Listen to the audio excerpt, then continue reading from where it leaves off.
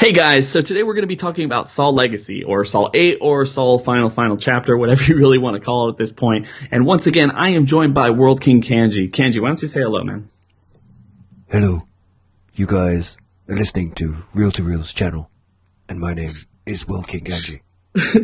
And I am here with Mark on his channel, speaking too close to the microphone. I like that. That was different. I am going to introduce every video like this in future. Subscribe to World King Kanji for more horseshit content. Anyway, guys, so Kanji's been nice enough to join me on a couple of other these Saw Legacy or Saw in general discussions in the past, and I brought him on here just to kind of talk about something that I was thinking about earlier today, and so an idea of where Saw Legacy could go, and if maybe they don't do it with Saw Legacy, maybe they could do it with any other sequels that they do if Saw Legacy does good enough. And personally, if we go back to the beginning of when Saw actually came out during its really longevity, like its great run back in the early 2000s, one of the things that actually made it interesting and one of the reasons it became such a staple of Halloween is because it kind of subverted the idea of what horror movies could be. There was no like slasher aspect where you just had one guy walking around who ended up becoming this, ghost demon, whatever, who could never be killed and always killed people basically in the exact same way. People like Freddy, Jason, or Michael Myers in their respective franchises. And personally, I feel that when you had Saw come out, people got really excited about, not just the gore, but also just the 100,000 ways that people could die and interesting little ways that people can die. And it wasn't necessarily only that. It was the fact that we were being introduced to these really minuscule characters who we had no idea about any of their flaws or any of their real character aspects. They were basically just kind of, I guess what you say, just little puppet characters that were there just to kind of scare us or make us think, kind of enhance the philosophy of the film. But when you introduce a character like that and a situation as life or death as that, and you go, this is your ultimate vice. You've cheated people out of money. You've killed people. You've done this and you've gotten away with it. You like Paul in the first film in The Wire Trap, you've committed suicide. You try to commit suicide for attention, not because you were sad or anything, and it's depressing and you're not necessarily a good person. So face your vices and actually become actually see that the world isn't as bad as you want. It was something that not only scared us, but made us think about something. And it was always something to get, I guess, entangled with and everything. And as that series went on, I guess it started to wane on people. But one of the biggest successes of the entire franchise for a lot of people, a lot of fans, myself included, was Saw 6, because what it did is it really harped on back in 2009, I'm sorry, back in 2009 when, at least for American politics, Obama was coming into office and the whole ACA, Obamacare stuff was really going through the ringer, and everything. It became a really huge hot button topic and people wanted,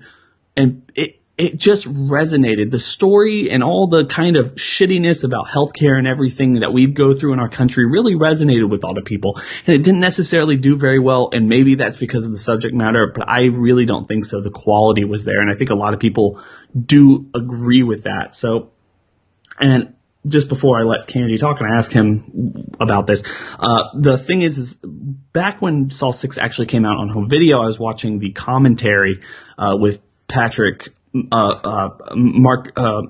was like Marcus Dunstan and Patrick Milton, and they were saying, well, we did healthcare. It was really kind of a hot button issue when we were writing it and when we were producing the film. So we think we did a really good job. But a lot of people have been talking about, well, are they going to do politics next? Are we going to kind of take the jigsaw mythology and put our political leaders in the crosshairs? And it doesn't have to be president or senators or governors. It could be just someone who's political, who's been kind of in the background of all this going forward. And, they didn't want to do that. They said that they didn't want to do that particular thing. And personally, I think that was a mistake. And this is their chance to, correct that mistake, in my opinion. I mean, with politics as divisive as it is today, I feel like just sitting there watching these people who are objectively bad people be put through the ringer and being forced to see that they are objectively bad people who are also politicians, would be cathartic for a lot of fans and a lot of people out there. Kanji, what are your thoughts? I mean, I know you're not in the U.S. or anything, but with the U.K. and all this stuff going on there, I'm sure you can at least identify with this. I agree. No, okay, on a serious note, yes. Sorry, besides from everything else, I've been trying to distract Mark whilst he's been talking by sending him pictures of vagina dentata from teeth. So that I thought you guys would like to know that was going on. But on a serious note, like UK politics and stuff, yeah, I mean, politics over in this country, like, we get very kind of like, okay, so you've got like the two kinds of people, as I'm sure you do in the US when all the politics come around. You got the people that always give a shit about the politics, and you get the people who only care about the politics when something big is going on. So if they were to try and get politics involved in the Saw franchise, the only way I could really see it particularly working in a sense that doesn't kind of just politics is such a delicate subject where you could piss people off by trying to overcomplicate something. And when you drag politics into a lot of these things, people tend to lose interest because, like, if they don't know why they're supposed to be scared, they won't be scared. If they don't know why it's supposed to be a bit of a mindfuck, they won't be interested. If it's not something that is done superbly, it's just not going to work. And one of the reasons, like, House of Cards and stuff works so well is because it is sort of, I know that a lot of people, especially that I know that watch House of Cards, were afraid when they got into it that it would make no sense to them, because obviously a lot of the people that I speak to are in the UK, and they were sort of sat with me sort of saying, look, I want to give it a go because everybody says it's great, but, like, am I going to have a clue what's going on? But because of the way it's written, it makes sense regardless. And obviously, being based on an English show anyway, or film, I can't remember if the original UK version was a film or it was a mini-series. Okay, a mini-series. So, like, obviously with it being kind of based on that, they were able to adapt it in some ways that if people had already seen that, they were able to sort of understand what they were trying to perceive. And, like, if it's done correctly, it can work really well. But the main point that I was trying to get to is the best thing to do with politics is to wait until there is something that everybody can be excited about. Everybody can get pumped about. I mean, like, what the Purge did with the election year film and everything like that. They waited until... if they'd have waited a little bit longer to release it, it probably would have done much better because obviously, as close to the actual rally as possible would have been fantastic. But, I think they may have jumped the gun a bit there. But if they were to do something with Saw and relate it into politics and somehow you could even get like a separate story out of it that could run for a while. As I say, as long as they're doing it well and they're thinking about what they're writing, I think it could work. But if they're just going to chuck it in there in the sense of like to add something else on top of the series, like by reusing some similar characters and chucking politics in there, I think you're just going to overcomplicate it. Yeah, I mean, I understand where you're coming from. And the whole point of the one thing I feel like they made those comments in the commentary, and I feel like a lot of people have been discussing what if politics kind of played a part into it. Because anyone who's a fan of the series knows there's some things that you can easily, Saul has been twists and turns, but overly complex woven story for what it is. I mean, a lot of people don't give it a lot of credit, but it is a complex story with a lot going on and a lot of retconning, but it's just the way that, they had to basically write it on the fly every single year. So obviously there's any film series that has more than 2-3 sequels is going to have retcons at some point. It's inevitable. Yeah, exactly. And so, for the most part, like a lot of people were thinking, well, they already went to healthcare, maybe they'll go to politics. And I never necessarily saw the problem with them going to politics because one of the there's a lot of main focus going on in this film that would suggest some kind of political backhand that helped it, not necessarily the end game for it, where this person is the person I've been going after all along. Like I feel like bringing someone in who could help kind of make sense of all this chaos. Obviously, at least in the film universe that they live in, it's chaotic. I mean, you have drug lords, you have like super racist skinheads, you have corrupt cops, and all this other stuff that happens in the, like prostitution problem, bad healthcare type of stuff. It's just, it seems like a very almost dystopian world in this, like they painted this picture of it. And if you could introduce at least one character where you go, okay, well, I understand this person had a lot to do with what's going on. So, it helps tie things up and also tells a relevant story that they seemingly were building to all along. But personally, I mean, I agree with what you're saying. Honestly, this might not be the correct time, especially with, basically all this political chaos that we've been going through in 2006 is kind of, I guess, now dissipated more so than it hadn't. And maybe the next best time, if this new film does well and they decide for whatever reason to start doing yearly sequels again, the next best time would be in 2018 when we have another election cycle coming up that's going to be very divisive as well, considering how divisive it has been. So maybe that's the right time. And it's not like, and I do want to say, like Election Year I thought was a pretty decent film. I think most of the Purge films are pretty good.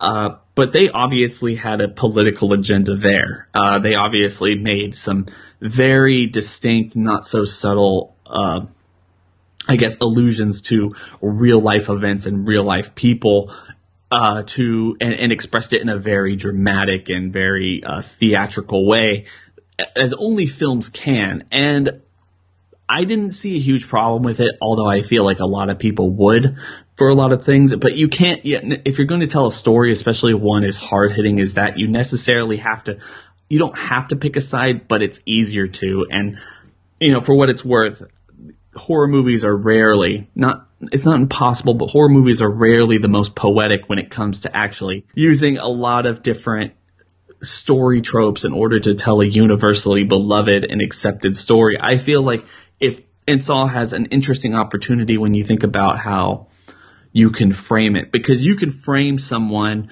who is a politician in Saw, who's a politician who created all this chaos and hate and havoc and everything, and have him be kind of a vessel of, we hate politics. It's like, as American people, we dislike politics, but this person has no real affiliation, I'm not necessarily sure what it is in the UK, but, it's not Democrat or Republican. It's not conservative or liberal. It's just a guy or a woman or someone who is just the bane of everyone's existence. And that, to me, at least personally, creatively, artistically, putting a pulse on the American people, or, the worldwide consciousness of how much we despise politics, no matter what your affiliation is, and giving us some kind of an outlet through the guise of a horror movie is something that would be beneficial, in my opinion. But like you said, it might not be the right time right now with Saw Legacy coming out, but maybe if it does well, we can get Saw 9 or Saw 10. Just basically, maybe they can work their way up that way. So who really knows? Brexit. Saw 6. Saw 9. Putting the gore back inside. I was like, I don't know. But, putting the gore back in. I don't know. But regardless, yeah. So no, I think I think it could be, as long as it's thought through and done correctly. But generally speaking, when films that don't really know what they're doing try and add politics as I've seen some films throw politics in to cover up bad story writing because they feel they can throw a lot of political jargon around what people don't understand. They'll be like, I'm sure there's something deeper going on that I understand. Mm-hmm. And so they try and get away with it. So as long as it's well written and it's easily sort of, I don't want to say easy to follow, but it can make sense if you look at it properly. I'd be happy. Yeah, I completely agree. Something that it doesn't have to pick one side or the other. I think that's my main point here. And honestly, it's just something that I feel like would be, it is like House of Cards, like you were saying. Just one last point here is, when you look at House of Cards, regardless of what you think of, and I know you not necessarily watch the show, but whatever you think of Frank Underwood or Claire or anyone else in there, it's, it doesn't play, it's played very well where even though these characters are Democrat and all the other people who, like the Republicans, are just as bad, it's not the main focus of the show, at least not to me. They're all reprehensible in my opinion, and that's what really makes the show good, is because I can hate them, but also you want them to succeed, and you can love these characters in general. And I think that's it. It doesn't even have to be good storytelling. It's just you're having fun with what you're watching, and as long as I'm not sitting there just to have a political show where politics really isn't the main focus. Yeah, or you sat there twiddling your thumbs kind of going, can we get to some interesting bit, please? Yeah, exactly. So I personally feel like I would really like to see it. Honestly, I feel like Saul can do it, but who knows? It's not like this has never been something that a horror movie has never broached on before. Like they have, other films have, like you said, put this in there to great effect, and also terrible effect. So even if they did do it, it's not necessarily something that would be overly successful or overly well creative or done well or anything like that. So, it's really... So the bottom line is, like, Saw 9 can do, Saw 10 can G. Exactly. And we're gonna probably leave it at that. Anyway, guys, I want y'all to go down in the comment section below and tell us what you think about this. Do you think Saul should kind of start exploring the world of politics in this world? I mean, if you know this series like I do, I kind of, like you, hopefully like me, want to see kind of some explanation as to why this area is so unbelievably bad and mismanaged, and they just let a serial killer kind of run free for so long. And so if you agree, if you think that there should be politics in this, I want you to go down in the hash. I don't want you to go down in the hash. That would be weird. I want you to go down in the comment section below and hashtag political correctness to agree that it should put it in. And if you're like me and you think politics should possibly stay away from this, I want you to go into the comment section and hashtag vagina dentata for the sake of it. That's fake news, guys. That's fake news. Vagina dentata. Vagina dentata. Yeah, sorry. I will put Kanji's link in the description section below, and also at the very end of this video. So I had a great help in this video. Well, I appreciate it. I was the cheeseburger hamburger helper of this video. I appreciate. I feel like guys, if you like Dragon Ball content, you like real funny Dragon Ball content, especially, please make sure to go check out Kanji. He doesn't necessarily cover too much movies and stuff. He comes on my channel for that, but let's thank him for coming on and actually just kind of staying with me to actually talk about this stuff. Bringing the humor and maturity of the channel down a couple notches. Exactly. So guys, we're going to catch y'all in the next video. Bye. Bye. Bye. Bye.